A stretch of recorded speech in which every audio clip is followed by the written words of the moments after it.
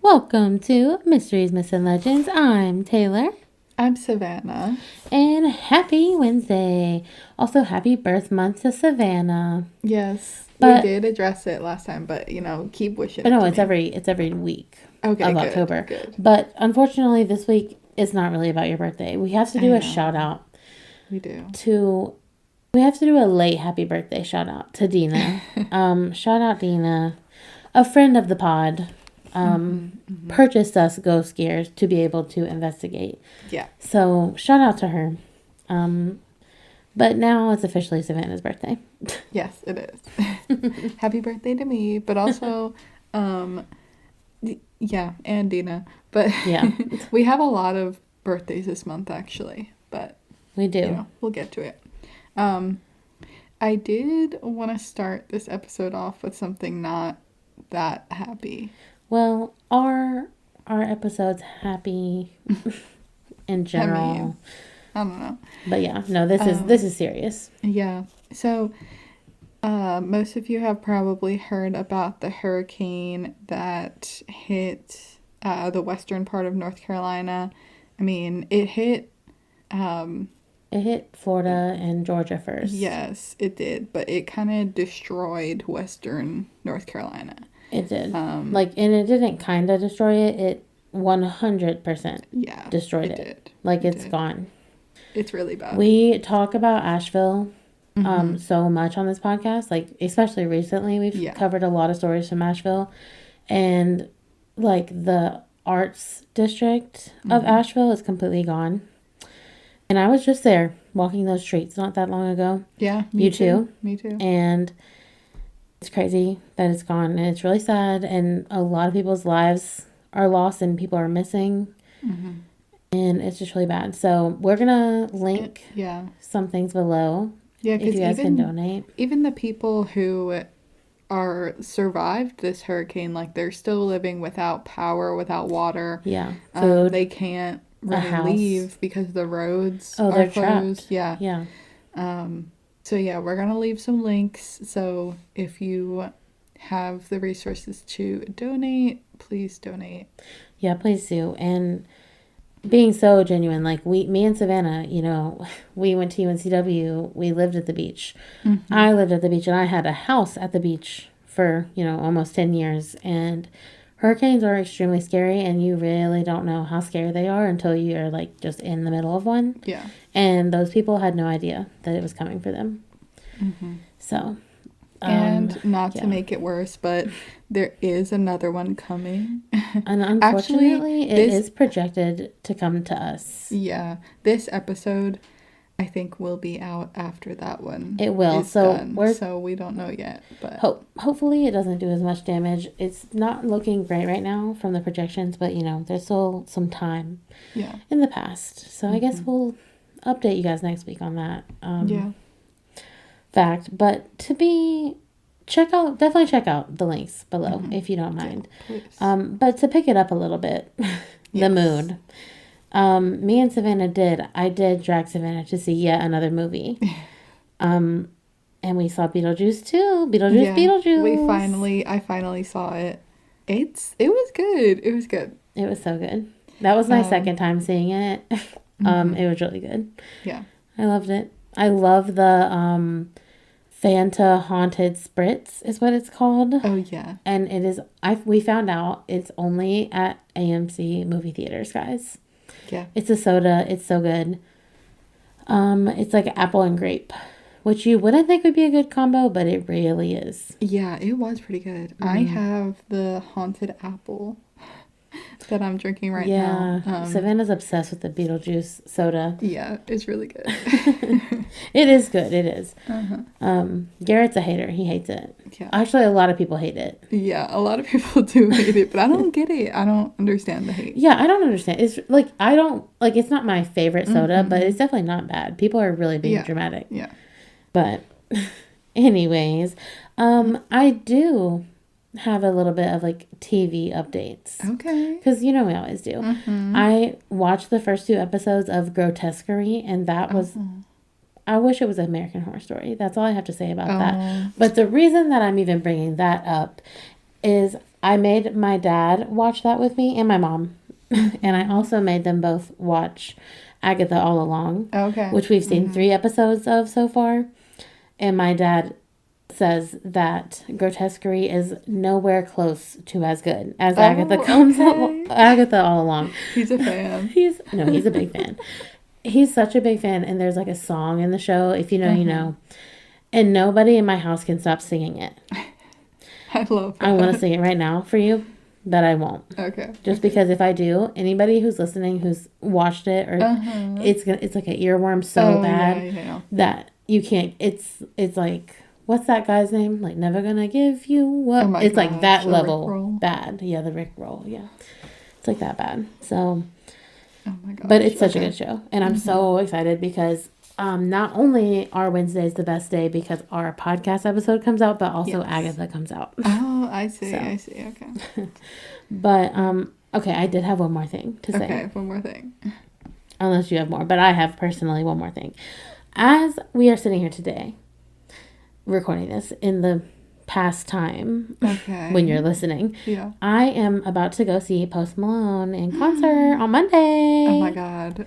And I'm a little worried that the projected storm might affect those plans. Where is it? It's in Charlotte, North Carolina. Okay. So we'll see, but hopefully not. And hopefully I get to see the love of my life, Posty. And I had to mention that not as a humble brag, but because humble brag. I am in fact going to see him, and I must say, like, Post Malone is like one of my favorite artists of all time. I've been there since day one, for real. You have. I have. Yeah, I've seen. This is going to be my 7th time seeing him live, so that's like ridiculous. He's the most person I've seen live, so clearly I love him. But the reason I'm saying all of this is because Post Malone ties into my story later. Oh, so okay. Posty is making an appearance. I mean, I guess we're just gonna have to leave it at that until we get to your story. Sure enough. Dang, now I'm curious, but well, you know, have to wait just like everybody else, Savannah. Yeah, because I'm not about to go out of order here. Like, oh no, I'm going. We're go gonna in do my order story first, but wow. Okay. Now I'm just curious what it could be. My story is probably way different than yours, then. I know for a fact. I'm talking about a cryptid today. Okay, yeah. Mine's completely different. And it's called the Snarly Yow. The Snarly Yow? Mm-hmm. I like it. Yeah, I had never really heard about it. Is it 1 word or is it 2? 2. Okay. Got it. And can you guess where it comes from? I'm going to say West Virginia. Yeah. And I'm going to guess that it's ugly. Because with the name Snarly Yow, I feel like I've heard of it before, first of all. Yeah, okay. But only, like, I have no idea what it is. Yeah. But I think I've recalled the name. So I had to guess West Virginia because that's where all cryptids come from, in my personal belief. Literally, I have a note here. West Virginia has all the cryptids. Exactly. Somehow. Yeah. West Virginia, but it has also been seen kind of all over the East Coast, and like, you know, Appalachia, like the Shenandoah Valley, Blue Ridge Mountains, Eastern Panhandle of West Virginia, which is where it's kind of from, Western Virginia, Tennessee, Western North Carolina, Northwestern Georgia, Northern Maryland, and Southern Pennsylvania, and New Jersey. So, like, all over, kind of. Wow. But mainly the entire East Coast. Yeah, most of the stories are from West Virginia, though. So, that's why we say it's, like, kind of from there. But it's all over. So, the Snarly Yow, it was first seen in the 1700s. And it has been seen a lot on the road that's connecting the eastern U.S. to western Appalachia, like the national road. So this creature kind of guards it. Oh. Okay. So let me get into what this creature looks like. It's a dog-like creature. What? Oh, I was not expecting that. I was expecting troll. Yeah. No. Under the bridge. No, it's like the size of a wolf. like a dog, wolf. Oh, a yow. It does make sense. I'll get to why it's called that in a little bit, but A snarly yow. Wait. Okay, suddenly you it is maybe making... have an idea. Yeah. Yeah. So most sources say that the black, like its fur is black, or it can be like dark blue, gray, or some sources even say white fur, but most say like just black fur, like really dark. It has red eyes and a red mouth, like red glowing eyes. Of course. And like Mothman. Yeah, basically. And is able to keep up with a horse at full gallop. Period. So it's fast. She's a runner. She's a track star. Literally, yeah. So, and also this creature is always slightly blurry. It's probably because she running so fast. Well, it's that, but it's also thought to have come from, like, a cross between a ghost or... Oh, it's interdimensional? Kind of. Whoa. People would say, like, a dark specter, and I was like, what is that? But I just look it up, and it's, like, a ghost type thing, and an English fox and coonhound. Interesting. Okay. Yeah, so, like, a cross between them. Okay. And as these creatures reproduced, they got stronger and began to have more of a form. But like, in the original, like, the first generation was, like, more, like, ghostly. Okay. And kind of... And then they became more lively. More like... Yes. More out. like you could actually touch it, you know? Okay. And your hand wouldn't just pass through. Sure. But there's That's still... genetics for you. Yeah. Science 101. Yeah. Evolution. But they're still sort of shadowy either way. Okay. And snarly yows, they can take on two forms. So one resembles a shadow and provides like access to the paranormal. So it's like that's their ghost side. And the other is their physical form that allows them to carry out actions just like a regular dog. All right. I've discovered who you're talking about. Yeah. It's been bothering me this whole time. The story, I'm like, it's reminding me of something. It's Danny Phantom. Oh my gosh. Yes, it's the Danny Phantom dog. That's exactly. Danny Phantom. Honestly, you're right. It is just Snarly like yow. No, Snarly. No, it doesn't work. Sorry. Yow. So you're trying to fit into the song. Yeah. So, also, it doesn't transfer from one form to another the same way as Danny Phantom, though. Because he does it pretty quick. For them, when they switch back and forth, it looks like it's coming out from underwater almost. And it takes like 15 minutes to alter into the other form. Well, that theoretically makes sense. Like, you couldn't just snap and... Yeah. Boom. You know. So, going to the name, they get their name from the sound they make, actually. So yeah, that's it's sort what of I like expected. a yowl through its teeth. Yeah, exactly. It's more like a growl. I'm really gonna try.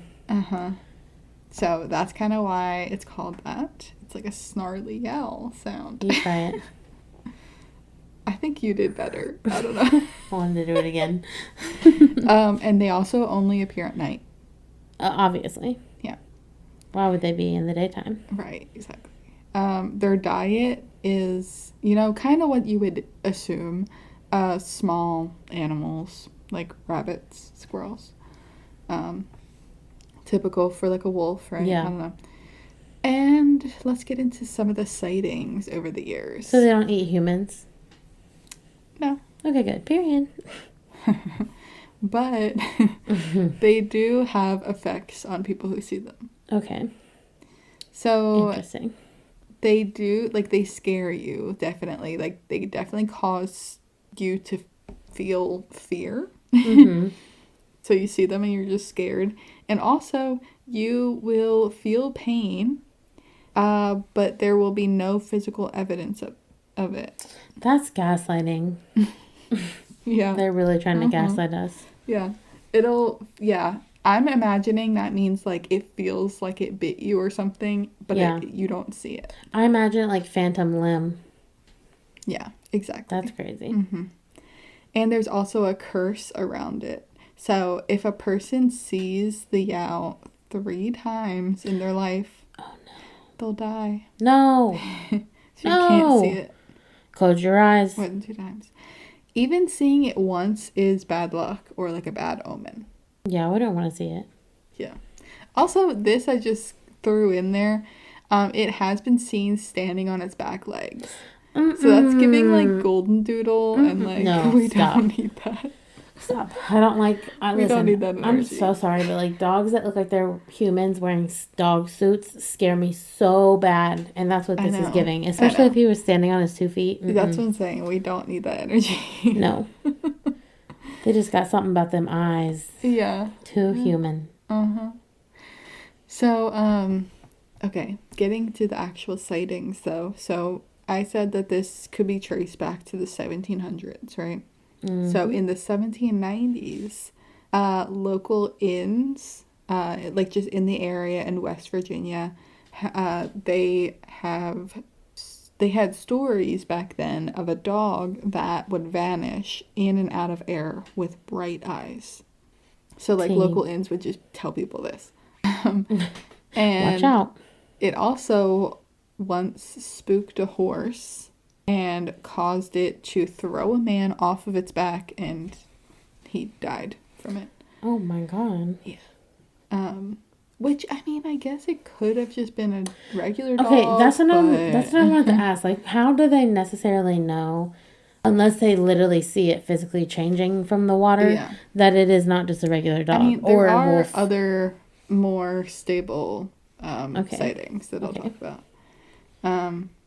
This one, let me see if this next one might answer some questions. So, during the American Civil War era, in Boonesboro, Maryland, it was said that the shadow of a black dog lurked in the South Mountain summit.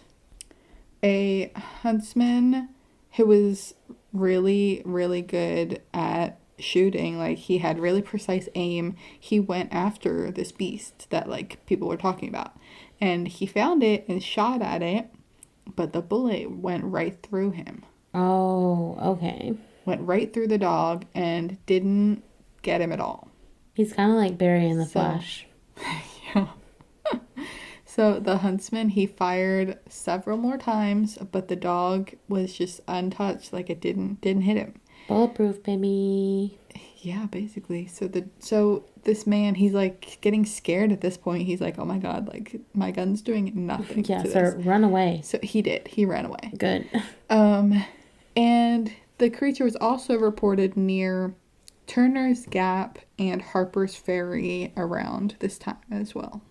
So, moving on to the 1880s, one night around 10 p.m., there was a man who was returning from a shopping trip in Boonesboro, and he encountered this animal, this creature.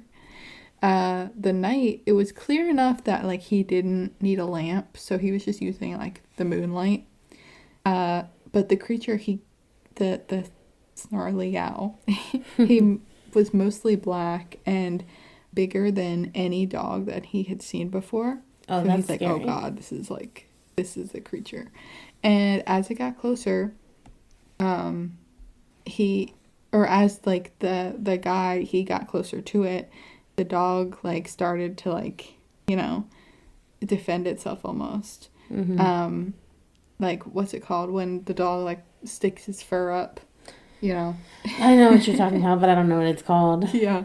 So it was doing that, and as if to guard the road and prevent him from passing. Oh. Yeah. So the man shouted at the dog and threw rocks at it and everything. Was like trying to get him to go away. He said it's the biggest dog he's ever seen. He's gonna throw a rock at it. Well, he's trying to go by and the dog's not letting him. What if you were walking home? Girl, I'd turn the other way. How are you gonna get home? I'd walk the long way. I'd turn right. Well, he didn't. He was like trying to get rid of this dog. So he was doing all that he could, but this dog was not moving. So he got mad and he ended up kicking the dog. Like, I guess he got close enough to kick it. Good idea, sir. And To the man's surprise, though, his foot went right through it. He didn't. He didn't end up kicking it at all. I bet he kicked so hard he almost fell. I know. You can imagine. Yeah. So yeah, he continued to like lunge at it and trying to get it, but he kept missing because he's like, I must just be missing it, you know? Yeah, I would probably think that too. Because I guess your first thought isn't that it's a ghost. It's a ghost, and my foot is going right there. Yeah.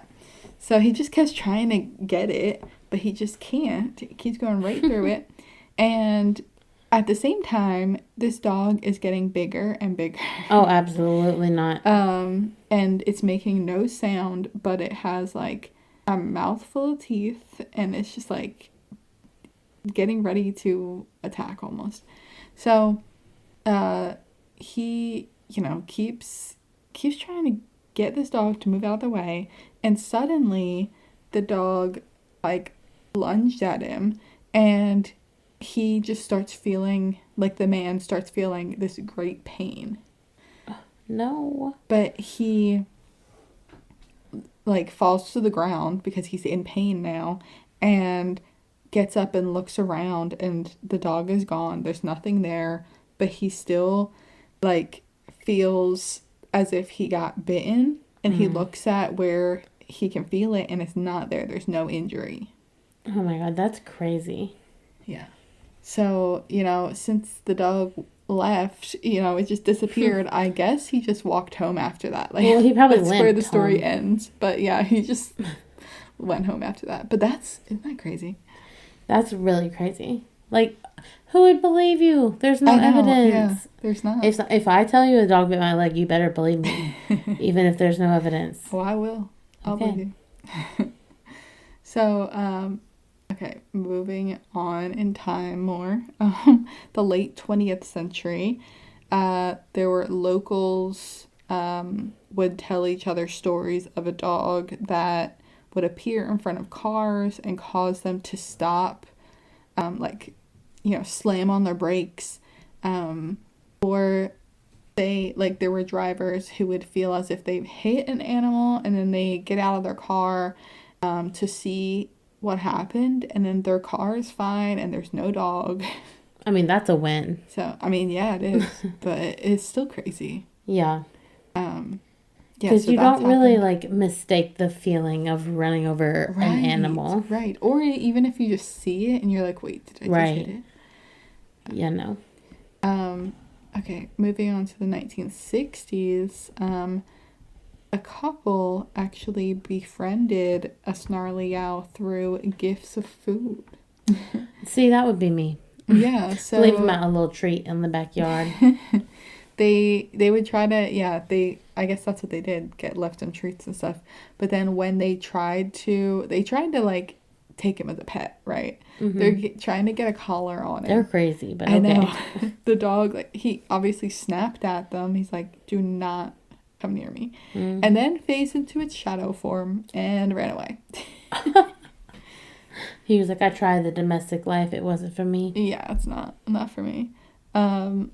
It's said that this specific Snarly Owl dog is still, I guess they did get the collar around its neck, so it still has it around its neck, and it will alert others of its presence with like the clink of the metal, because it's like a chain color.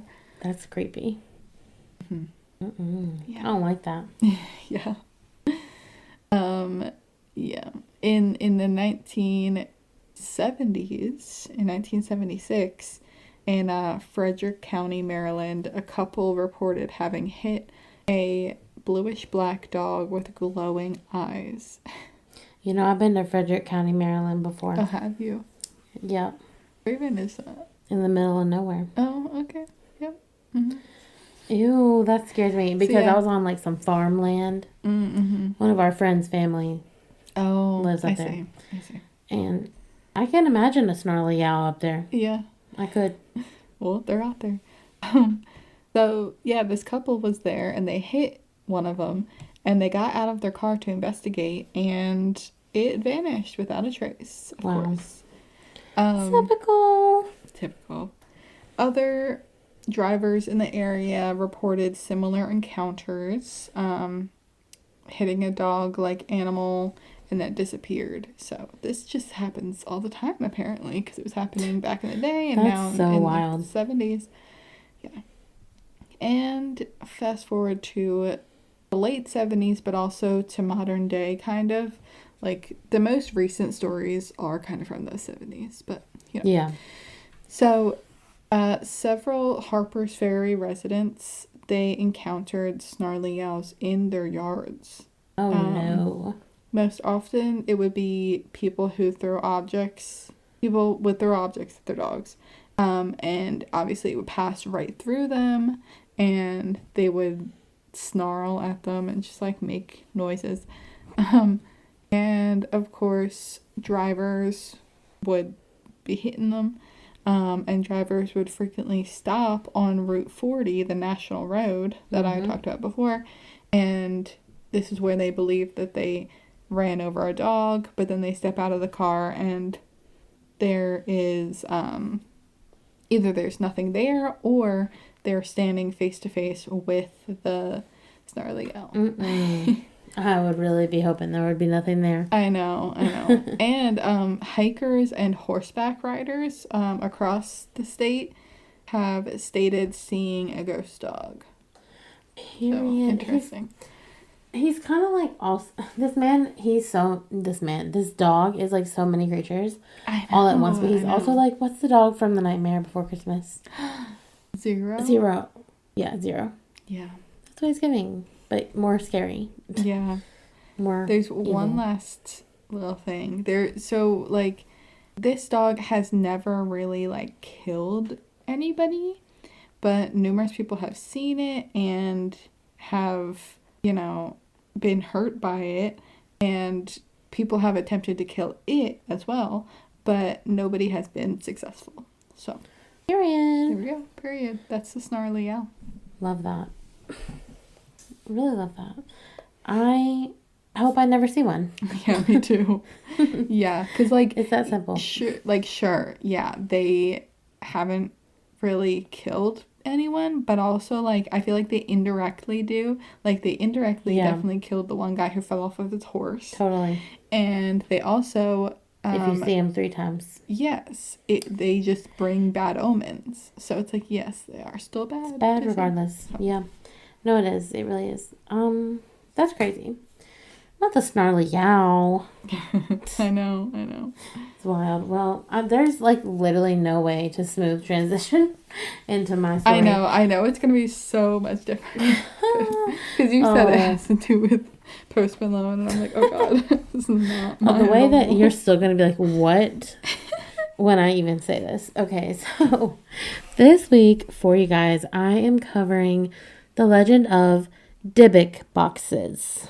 Wait, what? No, you're right, because I have no idea what that is. Literally my first bullet. Savannah, up front, have you ever heard of a Dybbuk box? No. Shocker. No, I figured not. I have definitely heard of them for a while from all of the typical ghost shows.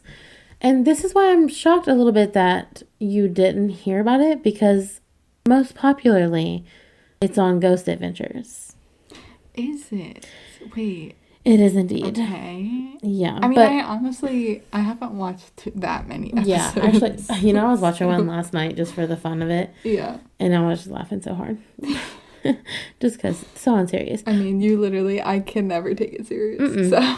No, definitely not. But I realized, I was watching this YouTube video about this group of paranormal investigators, and they decided to buy a quote unquote Dybbuk box and open it on YouTube, like for a video. Okay. It would be better if I remembered / knew what it was. Right. And then it was in that moment I was like, wait, do I even know what it is? Like when I was watching the video. Like, and they didn't really explain it before. And I was like, okay, wait, I need to research. And so that's what led us to here. So let's just get right on into it. Mm-hmm. But there is one thing that we need to know before we know what a Dybbuk box is. Mm-hmm. And it would be what a Dybbuk is. Okay? Okay, yeah, I would like to know. Yes. So let me tell you, it is spelled Dybbuk. Okay. Okay, just so you get like a visual of the word. Right, yeah. Because I was not picturing I it know, that way. me neither. And it is spelled multiple different ways. There are like, instead of Y, people sometimes use I now just to make it more common. Okay. But this legend actually comes from Jewish and Hebrew mythology. So that's why it's spelled like that. Okay. And the Hebrew word Dybbuk translates literally to adhere or clinging, Okay. which is fitting.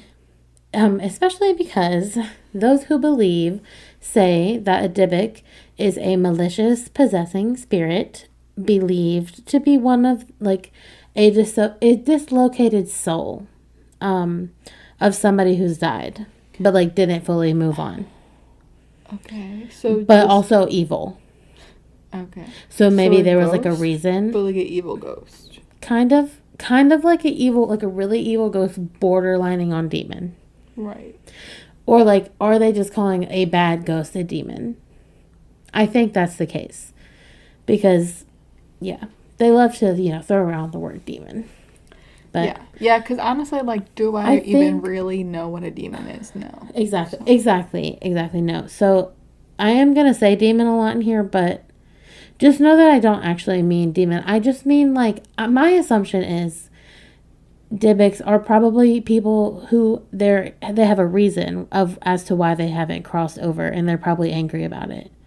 Okay. Yeah. But with this story, it is more like they're demons because they're mean. It's not just like, oh, we need to get back to this one spot so I can move on. It's like, I want to kill you. Yeah. Type stuff. So, anyway, apparently, if a Dybbuk somehow gets into you, the only way to get it out is to exorcise it like a real quote-unquote demon. Yeah. Like with a priest and stuff. So, I do like the fact that the word in Hebrew translates to cling, because, basically that's what these spirits are doing, just clinging on to whoever they can to try to get back inside of a body. Because they're like, I just need a body to function. Right. Which is so disgusting, first of all. The thought of that. Yeah. Don't like it. No, yeah. Creepy, very Halloween vibe story to be for October. Yeah, true. As it should be. So as far back as I could at least find, the word Dybbuk first appears in the early 1500s in some writings. So been a thing for a long time, these evil spirits, Dybbuks. But we're going to fast forward, actually, from the 1500s all the way to 1937, where a film was created, and it was called The Dybbuk, and it is actually considered one of the most one of the classics of Yiddish filmmaking. And I have not seen it, but now I really want to, because if it's a classic, it's a classic. Yeah. Yeah, sure. I need to know. So it is said that Dybbuks are typically male spirits, which I'm like, That sounds about right. Shocker. And this is even worse. This is worse. So Dybbuks within the Jewish mythology are said to be male spirits who like to possess women on the eve of their weddings in a sexual way to try to lure them into and then take over their body. Because remember, they're trying to steal their body because they're just a little empty shell. Yeah. So, yeah, they're trying to take women on a very vulnerable, emotional night. So that's wonderful. Great. Yeah.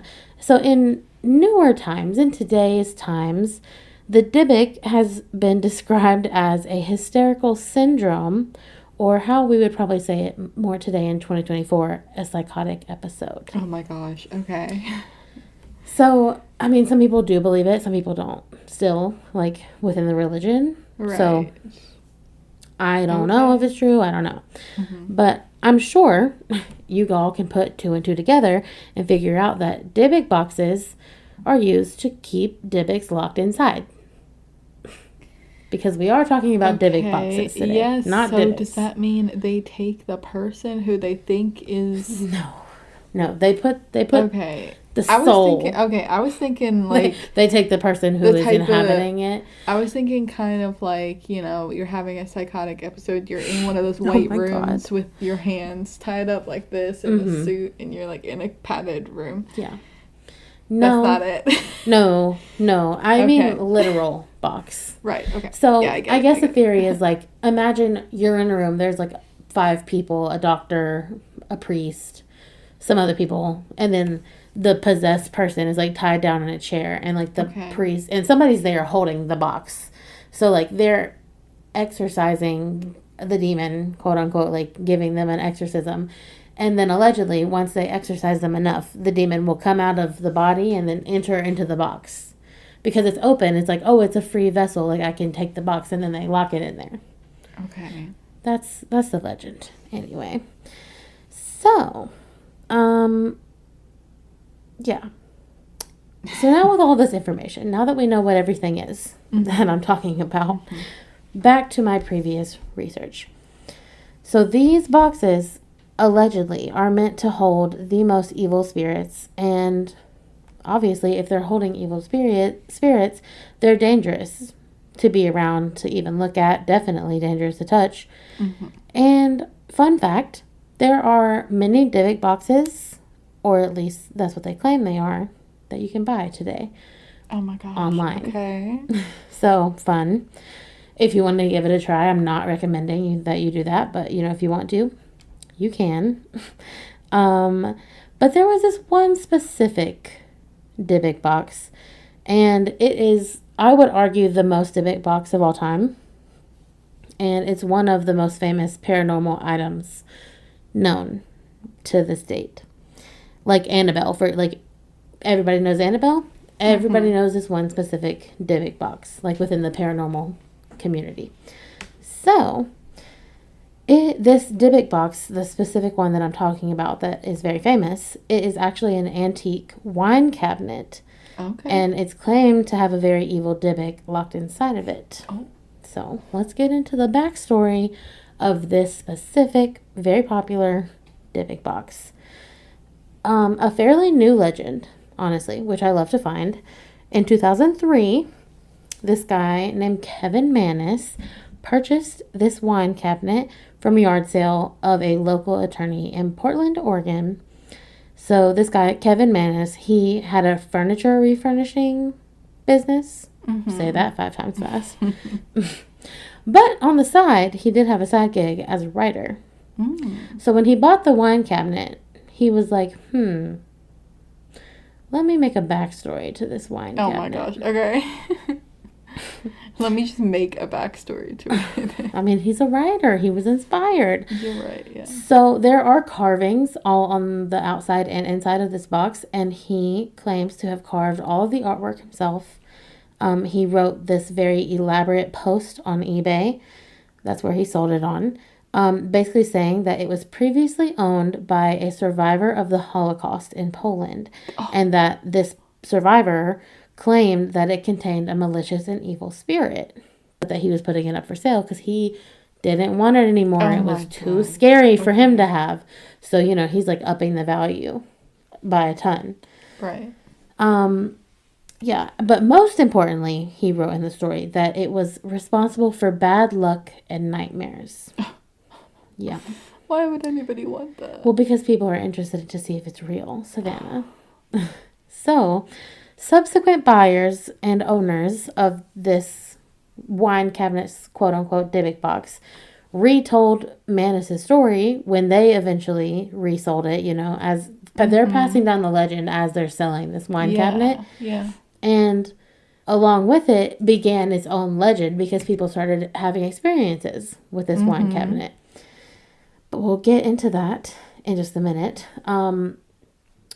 Let's see here. So there's this other man, Jason Haxton, and he was the director of the Museum of Osteopathic Medicine in Kirksville, Missouri. Okay. And he created a website that consolidated all of the claims about this specific Dybbuk box / wine cabinet. And that website is called dybbukbox.com. Spelled with an I, not a Y. Okay. It apparently got a ton of hits, and it actually created one of the first known internet legends ever. Oh, wow. Okay. Yeah. So I was like, that's solid because it was in 2003. So Yeah. how fun. So in 2004, Haxton sold the rights to the story to a Hollywood production company, and The Possession, produced by Sam Raimi, was released in 2012. And I'm trying to remember, I'm sure that I've seen the movie, but the name The Possession, it does not stick out to me because that sounds like every horror movie I've seen. It does. So Yeah, it does not. Yeah. like, I'm sure I've seen it. I'm positive I have. That seems so basic of the name. And I think, like, honestly, without Googling it, I feel like the cover of it is like a little girl and there's like a spotlight on her. I'm going to look it up actually right now. You know exactly what it is.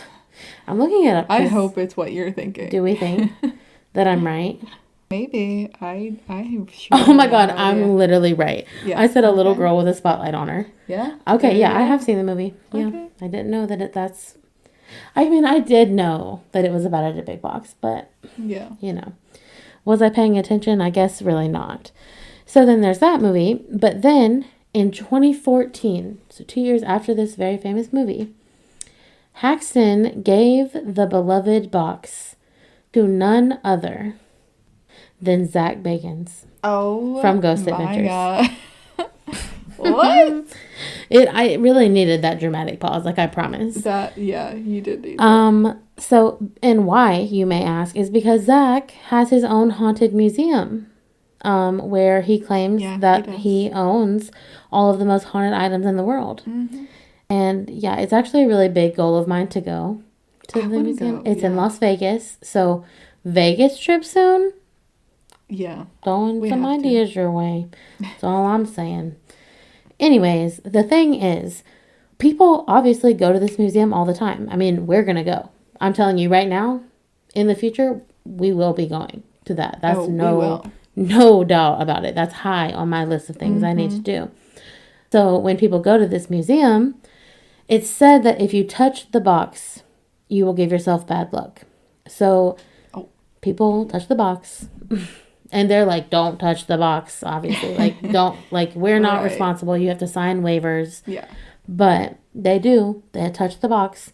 And they say that people will send them letters all the time saying, I'm sorry I touched the box. Please stop giving me bad luck. Here's, like, $1 in quarters as my, like, offering to you box to, like, stop giving me bad luck, which is crazy. Because, I mean, you think, like, people can't just go to Vegas, you know, all the time. So they have to mail the stuff in. That's wild.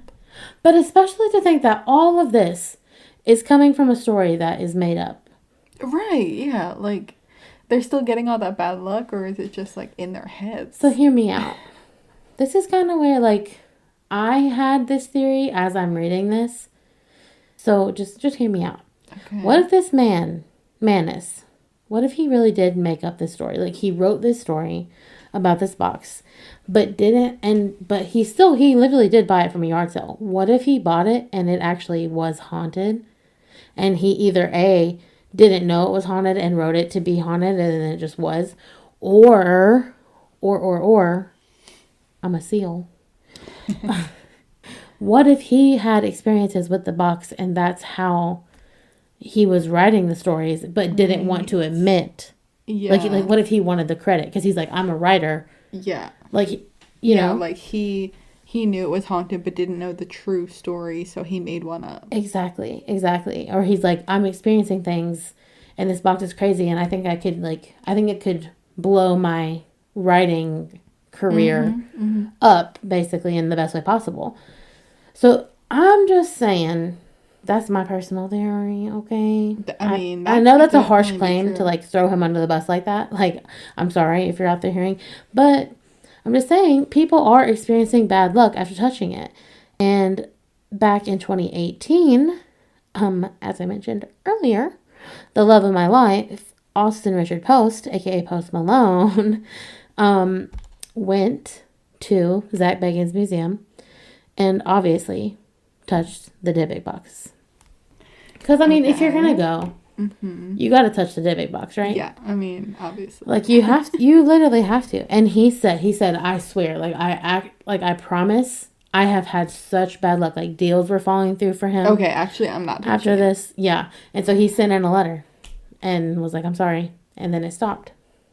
So I'm just saying we can just send in a letter. I'm not touching it. Oh, Savannah, come on. You can touch But one thing I love about Post Malone is like he actually is really into the paranormal. So Austin, if you are listening to this, hi. That's all you're gonna say. Hi. Hi, love you.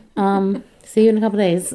Like, no, seriously, I was like, that's crazy that even Post Malone himself is like, no, like this is real. And I'm like, but is it real? Like somebody's lying here, but like who, or like, is it all just placebo? You know? I mean, maybe. It could be, or maybe it's bad luck just happening all the time. And of course you can use anything to blame. Yeah, you're just noticing it more. Yeah, that's true. Very, very, very true. So this is what's very interesting. People kind of had the same thought of me, is like, maybe let's look into the cabinet and see like maybe where it came from. So because as we know, as I said, Dybbuk boxes are from Jewish mythology. So theoretically this should be like some sort of a Jewish wine cabinet if it's a real Dybbuk box. So in January of 2019, investigator Kenny Biddle reviewed the Dybbuk box that is in Zach Bagans' museum, and his conclusion was, despite what any viewers may think, the infamous Dybbuk box is not a real Jewish wine cabinet, but instead it comes from Spain. And so for sure making this not a real Dybbuk box, in at least the sense of it's not like from the Jewish mythology. Like, could it still be holding a spirit? Sure. But it's like, they're calling it a Dybbuk box, but it's not actually a quote unquote Dybbuk box per like the definition. So yeah, like, I don't know. Is it placebo? Is it mass hysteria? I don't know. But regardless of if that story is fake or not, or who's lying or whatever, the concept of a Dybbuk and the whole possessing and like taking people's body over is very real in the Jewish culture. Or at least it used to be. And so regardless of that story, this is a very real legend, especially to some people. So science views it in a different light than... I didn't know we were going to get a scientific view of this. Not really scientific. Oh, okay. No, I mean, psychology is science, I guess. I mean, yeah. So religious people, they tend to believe that Dybbuk boxes are real and that they do hold demons or evil spirits. Scientists, on the other hand, say that what people claim that they are experiencing demonic possession is really just different forms of epilepsy, hysteria, schizophrenia, or other psychological illnesses. Yeah, and so that's what they always say. Like that. I know. But like, I mean, it could be true though. I mean, it could be. Either way, it is horrifying. I can't lie. Like, I don't know if I would rather evil spirits and demons be real, or knowing that my brain could like make me think that that's real, and like nobody would believe me because they're like, you're crazy. Like both of them are scary. I know. Because regardless, if it is a mental condition, these people who are experiencing these mental conditions, it's very real for them. That's true. So it makes it real. Yeah, it in a way. So that's horrifying. Real, regardless, is horrifying. But one way to know, if you go on eBay, like I said, I'm not suggesting you do this, but if you want to, maybe we should buy a Dybbuk box from eBay. One way that you can know if it's real, or at least like not know, but like have a little bit of comfort that it's more real than just the Zach Bagans box, is if it's real, it's supposed to come with papers signed by a rabbi, and it will be like very covered and basically sealed with things saying on there, do not open this box under any circumstance.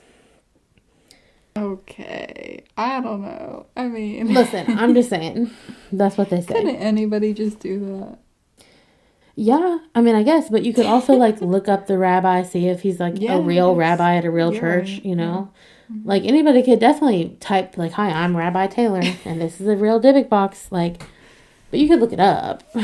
So, yeah, I just really, honestly, I'm just a little bit shocked because of all the stories in my life that I've heard of this specific Dybbuk box and, like, the YouTube videos I've watched, and people really saying that they've experienced bad luck, and I'm just like, it was a lie this whole time. I had no idea. Yeah. I don't know. I don't know. I still think it's a theory that the box could possibly still be haunted, and just the guy either didn't know or wanted to take credit for I it. definitely, I agree with your theory. Like, Yeah. I think that could definitely be true because, Yeah. like, sure, he made up the story, but, like, Is the story true? That doesn't mean that it's not true, or it didn't like, happen. haunted. Yeah. I'm leaning towards his story probably maybe didn't even happen, but, like, it got haunted a different way. Yeah. I agree. Or, like, you think about, like, all the hands that have touched this box, because so many people have bought it since he put it on sale to begin with. Like, I'm sure even people who were like, maybe this box isn't a real Dybbuk box. Maybe they cursed it. Maybe they made it haunted, you know? Who knows? I don't know. But that is the legend of the Dybbuk box. So, creepy. Wow. And now I want to go watch The Possession again. Yeah. I think I remember it being not that good. I'm sorry. Okay. But that was a long time. That was like 12 years ago. So I'll give it a fair chance. Yeah, you got to give it I will. Maybe I'll watch it, and I'll give you an update next week. I'll make myself a note. If we ever go there, though, to see this Dybbuk box, I am not touching it. I'll look at it, but that's as far as I'm going. I think that I'm going to have to feel the vibe. Why would you even chance it? Because I can send a letter. I don't want to have to send a letter. I have stamps.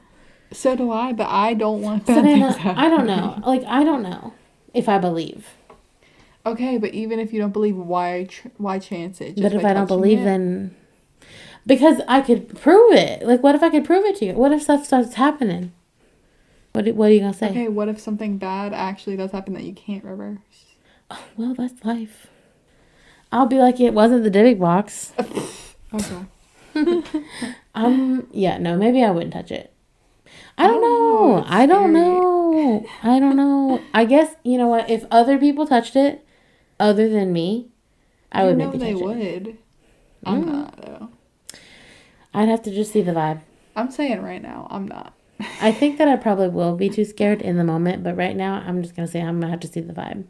All right, fine. Because I just don't know if I believe Zach. You know? Okay, but all the people who had to write in those letters, and do you believe Post Malone? I do believe Austin. That's the thing. Posty, can you please tell me? Maybe I'll ask him when I see him. You should, yeah. I'll be like, was that for real, or did Zach pay you extra? Not saying Zach would ever do that. Don't come for me. Anyway, that's the end of my story. That's the end. I guess honestly it's a mystery. We may never know. You're right. Until we go and I touch it and I get cursed. Oh my gosh. Well, definitely go rate and review us on Apple Podcasts and Spotify, please. And check out our YouTube and our TikTok and obviously our Instagram to see pictures from this week. I'll show you. I think there's a picture of Post Malone with the Dybbuk box, and Zach together. Yeah. So we'll have to post. Cool. We'll have to post that, but we'll have to post Malone that. You know what I'm saying? But other than that, that is all I have for you guys this week. What about you, Savannah? Yeah, that's it. Okay, well then I guess we will see you guys next week. All right, cue the music.